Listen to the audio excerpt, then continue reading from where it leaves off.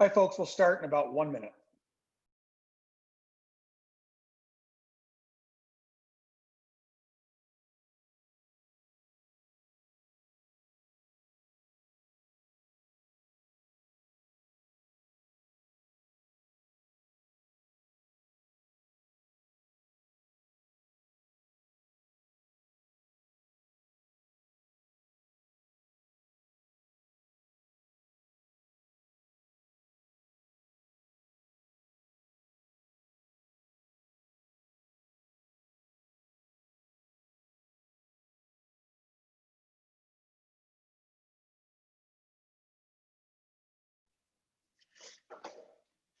Well, good afternoon, everyone. I hope everyone is having a good day today. We appreciate you joining us again.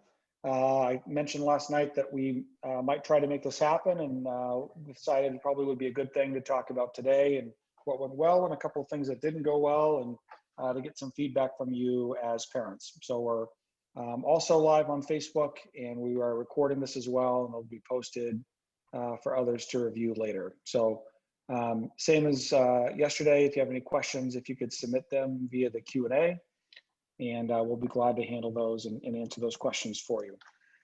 So a few things. We're all happy to have day one in the books. I think we've all been looking forward and with all sorts of emotion about the first day: anxiety, concern, excitement,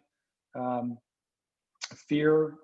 Everybody had, I think, a mix of different emotions, and I'm happy that we crossed this threshold and we had a successful first day of school.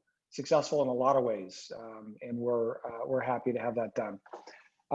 So some updates from my end. First, there are no new cases or new accounts of isolation or quarantine that we need to report.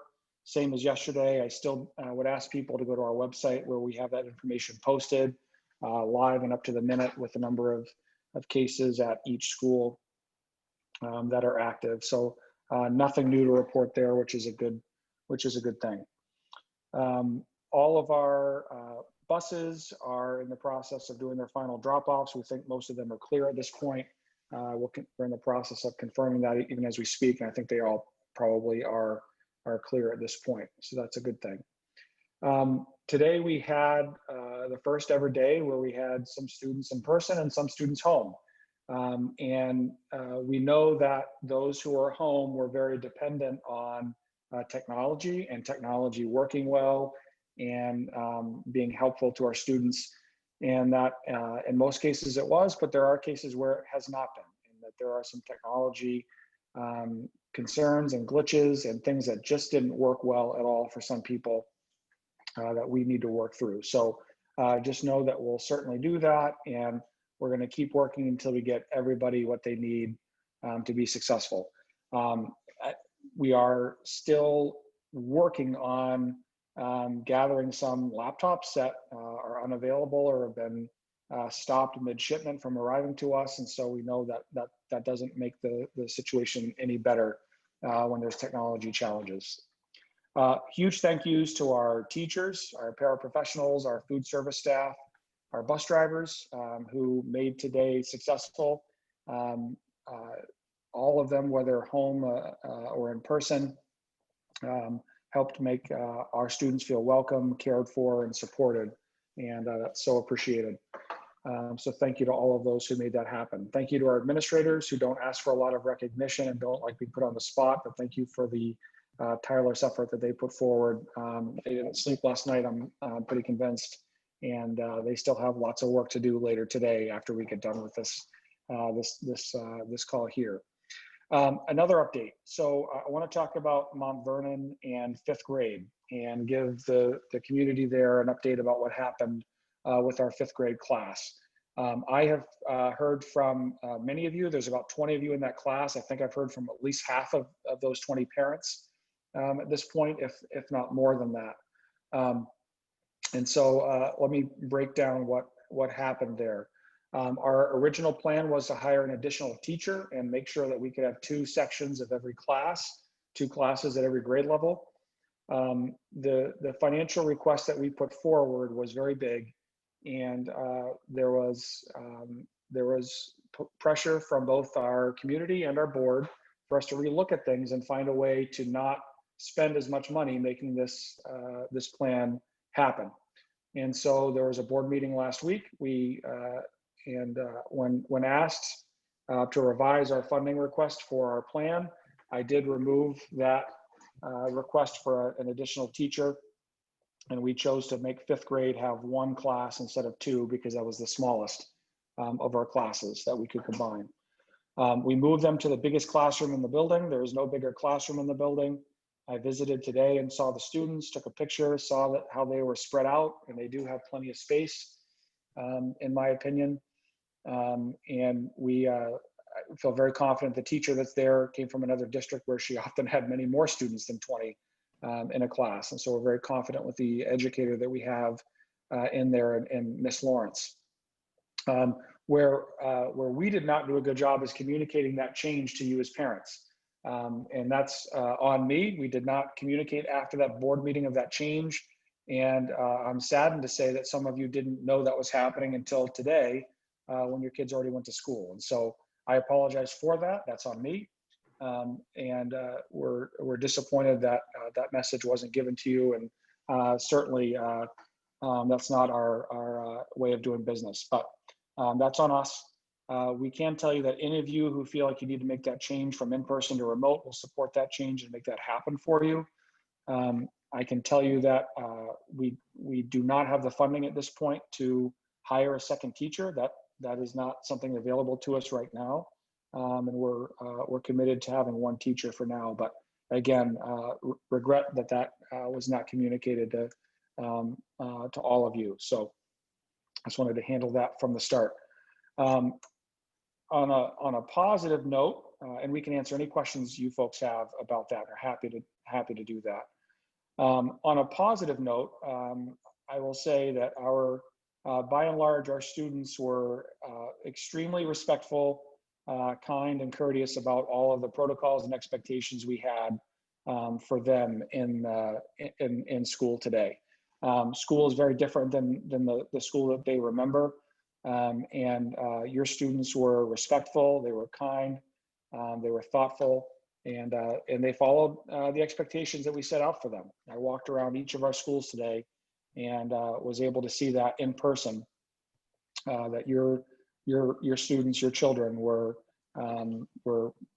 committed to making this work. And I think they recognize that part of us having a successful school year and keeping the in-person side of things open is dependent on their work on following those expectations. So thank you to all of you as parents that supported that.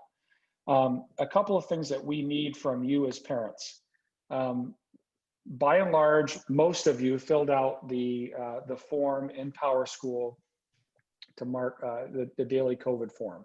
But there was a number of you who did not, and that's a have-to thing for us. We have to have you do that for your kids to be able to come to the in-person school. Again, you have to go to the Power School website. You have to log in as a parent, and you have to fill it out either on a computer or on a web browser. You can't do it through the app, which we realize is a pain, but that's the way the system works, and we need you to do that. So we will be calling you and tracking you down if you're not able to do that form. We understand people might make a mistake once, but we can't have it become a habit because our whole system hinges on all of our mitigation efforts as a community. So we need you folks as parents to continue to do that. I have to do it myself for my 2 kids and for myself to access our buildings every morning. I fill out that form, a different form, but I fill out the same type of form every morning as well. It's part of my routine now. So need that from you. And then beyond that, just know that our pickup and drop off at our elementary schools in particular is different for lots of reasons. One reason is many more of you are choosing car pickup and drop off, which is not a problem. We don't discourage that, but it takes a little bit of time, and we're going to get it to move as quickly as possible with time. We appreciate your patience with that. And know that we're going to get faster and faster as we always do every year, but that with so many people, it takes a lot of time. Another reason it's different at our elementary schools this year is we're doing things safely. We're intentionally not doing things the fastest way possible because we don't want a crowd of 300 kids at one place at any one time. And so, although that is the most efficient way to empty a building, is to pull everyone together who's riding a bus and have, when the bus comes, have those kids walk out and be ready. It's not the safest way to do things, and we're erring on the side of safety, not on speed right now. So be patient with us with that. And the last is we had a communication glitch with our bus company today that affected Clark Wilkins. We did not have updated information in the time we needed it, and that caused a delay for the folks at Clark Wilkins. And so you folks got a message from us saying that we were going to do car pickup first, delay our buses on purpose because we wanted to make sure that only the kids who got on buses were the kids who are supposed to get on buses, so there'd be someone waiting for them at home. We realize, again, that's a delay, and delays are no fun, but we just decided that being methodical was the right way to do that. So I think that explains how that went today. So those are all my updates. I'm going to turn it over to our principals, just like we did yesterday, and ask them to give a brief update and anything that they want to provide for you. They're going to be sending an email home later today with any updates from the first day and anything that they want to make sure that they hit on. So in addition to this meeting here, make sure you're checking your email later tonight. We'll provide any updates we can there. I think that in some ways we're trying to communicate a lot with you, but it can be a lot to keep up with. We realize that, but we're going to ask you just to continue to bear with us and read the emails we send home as we figure out this this new normal that we have. So I think if I could, I'll start opposite we did yesterday and start with Anna Parrill at the elementary school at Clark Wilkins. So Anna, any updates? Yep. Adam did say he was buying us blow dryers for Christmas to take care of the rain. So I would say we had some just great things happen today at both schools. At Clark, we had the open houses for the kindergartens, and we were almost at 100% participate with us today. So that was very successful. The nurses have just done an incredible job giving parents just updated information and allaying any fears and answering all of those questions. So we are very excited for Clark to open up for the first day tomorrow. As Adam said, we are improving on our dismissals. I would say that with all of the parents coming in and picking up the kids, there still were a lot of smiles out of everyone and kindness, knowing that it's just going to take us a couple of days to iron out the glitches. Just an update, there's no dismissal on Jones Road. Jones Road is only a drop-off in the morning. Today, the 8 to 8:15 for the early morning, we had about 32 people take advantage of that. I would say to parents, again, it's pretty much a quiet time. So if you want to send your students with something to do, that would be great. And I would reiterate with Adam, just making sure the screeners are done in the morning, and with that is the lunches. If you have any questions, again, about anything that happened today with buses or dismissal, if you could reach out to Karen Canning just to clean things up. And we are ready again for you guys tomorrow. And I promise our speed at which we are getting kids home and on the bus will be improved. But the teachers were extremely excited. It's just great to see the kids. And as Adam said, it went very smoothly, and it's just great having everybody back in the building. Thank you, Anna. Dr. Sarfde, would you like to provide your updates? Absolutely. So we had a great day today. I got to visit all of the classrooms. I read to a couple of classrooms, and I'll tell you that the kids were really excited to see their friends. Even though they had to be socially distant, they were really excited to be here. I also got to cover recess duty with the kindergarten kids, and they had a lot of fun playing with the little bags that Miss Philibot made for them. So that was really exciting. In terms of our lunch, I saw that somebody asked a question about our lunches. So what happened today was we had indoor recess based on the weather, And we made a determination that based on the fact that have only been able to hire one paraprofessional so far, we decided to take some of the grade levels and put them in the NPR because we could do so and still be socially distant. We wanted to make sure that we had coverage for all students because I worry about things like choking and, just things that we can't foresee. So I wanted to make sure that there were enough adults around all of our students. So I will tell you that K-2 did have lunch in the NPR, and unless and until we're able to hire another paraprofessional, I think we're probably going to continue that. What we decided to do was we decided to mark the seats on our cafeteria tables where students would be able to eat, and it worked out really well. The kids were wonderful when it came to standing in line, but making sure that they were a couple of squares in back of their neighbor. They were wonderful when it came to keeping their masks on. They stayed seated instead of walking around the cafeteria to throw things away. Even the little guys, they were amazing. Grade 3 did have lunch in the classroom because we had a paraprofessional who was able to cover that. And then also grade 5 had lunch in the classroom because Miss Lawrence, who's their teacher, wants to have lunch with her students every single day. And I think that they appreciated that because at the end of the day, when I went into the classroom to ask how the kids' day went, one of the kids said, it's the best day ever. So I think he kind of liked having lunch with Miss Lawrence. In terms of our arrival process, our drop-off went pretty smoothly. It was slower than I would have liked. So we made some modifications to tomorrow's duty schedule so that we can expedite that process. And then I just want to reiterate what Adam said. I think he's being really helpful when he says that he owns that communication issue. And I'll tell you that honestly, I own that. I made an assumption that everyone watched the board meeting, and I definitely will never make that assumption again. It was the wrong choice on my part. I missed the ball on that one. So I apologize. And again, going forward, I will make sure that communication is effective. It is timely, and I'll make sure that you have all the information that you need so that you can make the decisions that you have to make. If you have any questions or concerns, please feel free to call me, send me an email, and I'll be glad to work with you. Thank you. Thanks, Kim. Dr. Bernasconi. Great, thank you. So overall, a successful day at AMS as well. We certainly had some hiccups, but I have to tell you, the kids were amazing, both remote and in person. They were so patient as we worked through some technology issues and challenges. And it was great to hear their laughter on the screen and in classrooms again. So thank you for trusting us with your child's education. Great day overall.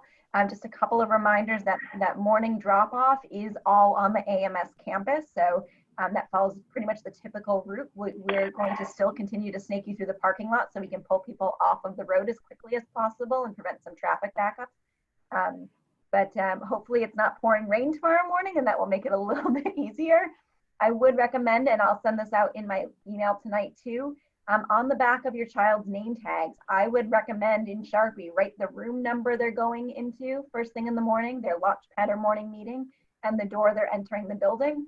I did that for my own child tonight, and I'm sure he's mortified that I'm sharing that with you, but that will help you get your kids and help us guide them to the right place really quickly.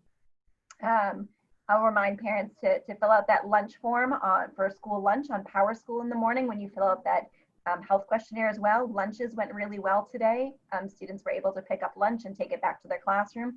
Unfortunately, the weather didn't agree with outdoor plans, but I still saw a number of classes take mask breaks outside, take advantage of a walking trail around the campus, and just other things to keep kids moving.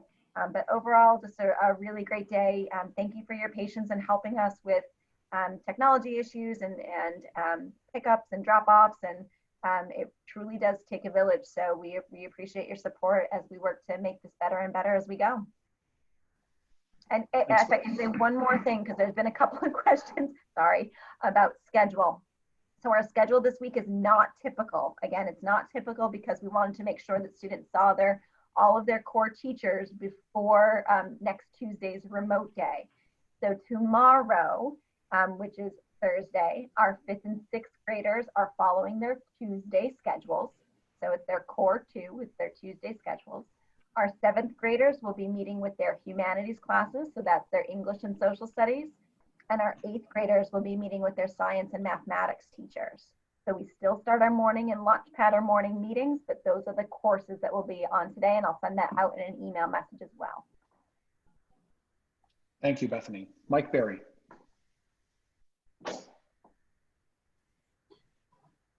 Good afternoon. We had a nice day at the high school. The students were really pleasant to be around. As a new person at Souhegan, it was refreshing. They were very kind, very respectful, said hello to me. I really appreciated that. The welcome was really, really nice and warm. I was pretty taken aback and really enjoyed that piece of it. We had ninth grade orientation and 12th grade welcome back today with a little bit of overlap there with 9th and 12th graders, in the building. And overall, we had the same glitches as the other schools, but the kids had a good experience. They enjoyed interacting with each other. They enjoyed seeing their teachers. They, spent some time in their advisories, kind of went through a series of stations. All seemed to be really well received from our end. Kids were pretty complimentary of the day itself. We did have some logistical stuff about the flow of the building, and we got to think a little bit about that when students here as we get into next week, about how we're going to move kids around this building to not put them in situations where they're not going to be able to socially distance, and we know that's going to be a challenge. So one of the things that we're harping on here is we need kids to have masks when you're in the building and moving around, with the exception of lunch if you're inside. We need kids to have their name tags, and I can't emphasize that enough. If you don't have your name tag, if you could please contact the school, and we'll be certainly willing to make sure we get one. And the other thing is that we need people to as everyone else, to fill out that questionnaire. And so we get those things, we're going to be able to operate and keep improving what we're doing. The other piece that we're going to be really harping on here is in controlling what we can control, and wearing the mask and washing your hands and being responsible with the social distancing is what we're going to ask of kids. And they're at the age where I'm grateful for, compared to maybe some of the other principals, that hey, they'll do it on their own. If you ask them, they'll really do that on their own. And so we kind of expect that they're going to be able to follow some of the rules that are uncomfortable. And we're really honest with them. We apologize that it looks like this, both remotely and in person, some of the ways we have to navigate. We apologize for the logistical difficulties and the fact that they have to function in a different way. And we felt people handled that pretty well. As far as the remote learners, as we get into the school year, I think the rhythm is going to be a bit more improved for them as they get in contact with their teachers. So I do want to update that. What we're looking to do, and then our transition to Power School is actually going to be beneficial for this, is we are looking to provide in Power School the codes for the Google Classrooms, so parents and students can see in Power School the codes, for their classrooms, and that will help both our remote learners and in person. And we're hoping to do that in the next couple of days. We've received some questions about, hey, when school starts, when it goes down after the orientation, when am I going to get the information about how I'm going to access my teachers? And you will hopefully have that by the end of the week, and definitely before we get into the remote learning day on the 8th, and then the first day where we have in-person remote learning going. But that's one of the logistics that we're working on. Other than that, just moving people around the parking lot before and after school is going to be a priority. So. All right, thank you, Mike. There's just a few more questions in the Q&A here. So I'm going to ask principals, if you can, to answer those questions. And then I think we'll call that a night, unless there are any more questions from our community here. I'll wait just a minute. And does any principal want to answer the questions live? Go right ahead and do that too. Yeah, I thought I answered the question about the picking up. I didn't give it enough detail. The pickup location is still the same at the high school, and there's no additional protocol. You don't have to do anything different. Just, we're going to dismiss the kids, and they'll be able to be picked up in the front by the flagpole entrance.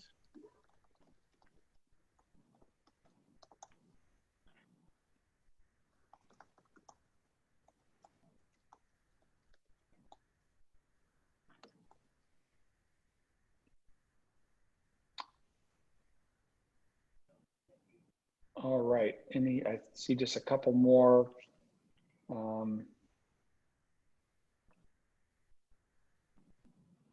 Okay, so one question I want to tackle here is a question: if we have more families determine they want to move in person at future sessions, how do we plan to accommodate that? So we're just about at our maximum number of in-person students in our buildings where we can maintain social distancing. And so we've already run in at 7th grade at AMS and partially 8th grade that we're beyond our ability to provide socially distant education there. And unfortunately, we're going to have to cap the in-person enrollment there moving forward.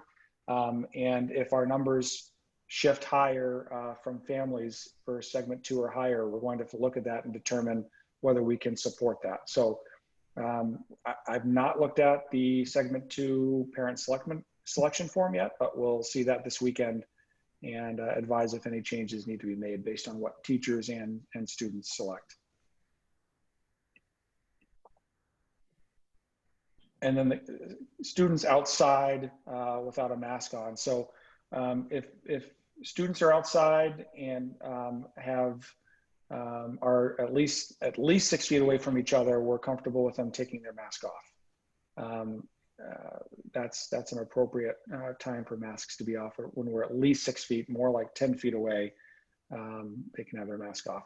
If you've already submitted your session 2 choice, if you go back and resubmit the form, it'll override it. We only look at the most recent selection that you put in there. So you can go back in and change your segment 2 decision if you need to do that. Let's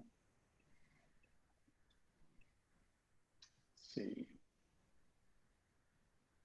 What defines physically distant in the classroom? So being at 3 to 6 feet apart, that is the definition we've all used. We shoot for 6, but 3 to 6 is in the CDC guidelines, as I understand it. And we keep kids as far apart as we can. You'll notice that our schools have cleared out a whole bunch of stuff in their classrooms to be able to spread out desks and make it possible for people to be as spread out as possible.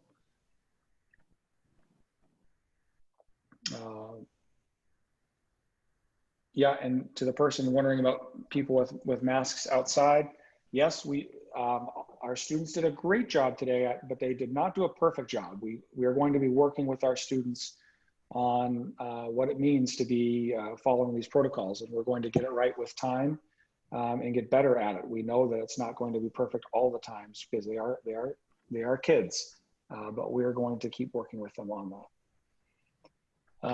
The color code for the next level, the color code level for the next segment is staying with yellow. It's not going to green or orange.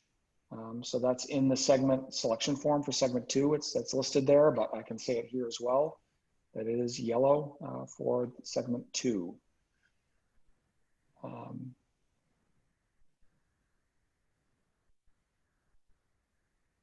Mike, there's a question there for the high school. Either you can type or answer that live. Yeah, Betsy, I'll answer that live. If you email me, mberry@sau39, I will make sure that you get that communication that was sent out indicating some of the answers to your questions. I could have typed that myself, I bet. I'm happy to do it. And as far as, if you have specific questions about your student, I have no problem answering it via email. So if you send me that, I'll go ahead and respond with some specifics.